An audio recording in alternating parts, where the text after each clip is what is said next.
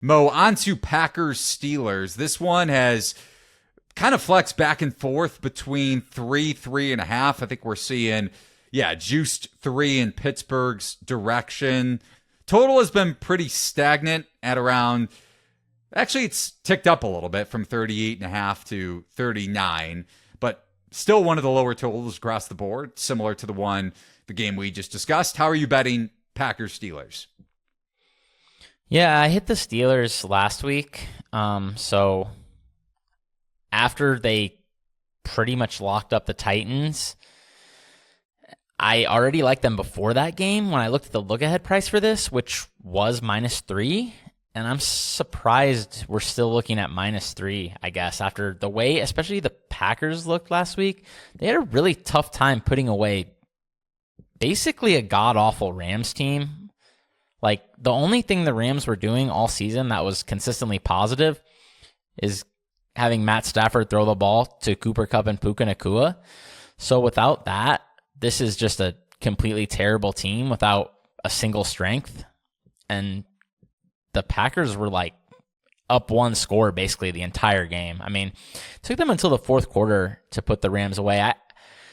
I don't think the Packers are good at all, even though some of the metrics are saying they're decent, like DVOA, net yards per play. I mean, they're kind of a middle of the pack in that, but I don't know, man. They've played a horrific schedule, and I don't understand how the Steelers, which to me is a better team, and coming in with extra rest at home, I don't understand how they're not laying more than 3 here. I know that some metrics would kind of argue against them being a better team, but I think if you look at DVOA, which is schedule adjusted, it's telling the story that I'm seeing, which is the Steelers are better, and then they're much healthier as well. You look at some of the injuries on both sides of the ball for the Packers. First of all, I don't know if a healthy Packers offensive line can hold up against the Steelers pass rush, which we know is elite.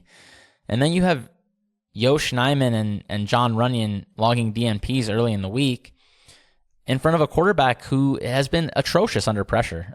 43 PFF grade for Jordan Love under pressure, 77 when he's not under pressure. I think that matches what we've seen. His mechanics off platform and his decision making, they do seem like they fall apart. And I don't think he's I don't think he's going to be very comfortable in this game on the road. Tough environment against a defense that has been beaten at times in the secondary. Like, you watch even at times the big plays from a pretty weak Tennessee passing offense. You know, they're getting chunks of yards, but I don't know if Jordan Love is going to be able to take advantage of that. You know, I mean, on defense too, you have Jair Alexander, Quay Walker banged up. I mean, these are 2 of the best players the Packers have. So already after dealing away Russell Douglas, and they replaced him with a 7th round rookie, I believe, it's not a great situation. I know that like laying points with the Steelers in a low total game is probably going to make a lot of people feel a little bit ill, and I totally understand that. I can't say I don't feel the same way, but I really think this line should be above 3. So I think even just like a little bit of an expensive Steelers -3, I think.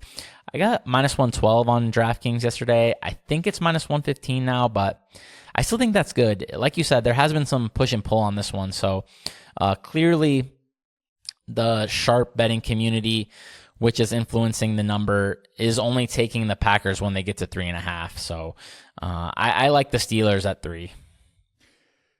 Yeah, I mean, if I had to bet the game, I don't know how I could touch this game, honestly. 3.5, I would sway towards the Packers just because, I mean, Pittsburgh getting outgained in every single game they played this season in yards per play, 4th worst point differential despite their 5-3 record. The Packers, I know you mentioned how Love has struggled under pressure and his turnover-worthy play rate isn't great, but Packers are still outgaining the Steelers in EPA per play offensively. And then you consider that Love has a lower completion percentage over expected than Pickett on top of that. And I also just wonder how, if the Steelers defense is going to get worn down at all, just because if you look at opposing offenses, they've run 70 more plays than Pittsburgh, which is second lowest in the league in a negative sense, only trailing Seattle with 92. And that kind of correlates to what I'm going to touch on in Washington and Seattle in a second here in that late afternoon game on Sunday. But yeah, I just have a tough time laying points with Pittsburgh. I'm not saying I would bet the Packers, but the Steelers have gotten pretty fortunate for sure. Yeah, no doubt about that. But at the same time, I just see a really big mismatch up front for the Steelers at home, too, with extra rest against a quarterback who has stunk under pressure. So we've seen what happens when Jordan Love is under pressure against pretty similar defense, honestly. The way the Lions are laid out is like pretty similar to how the Steelers defense is built, stronger up front, a little weaker in the back end, and he just couldn't do anything whatsoever against the Lions. So I'm expecting him to struggle again here with TJ Watt in his face.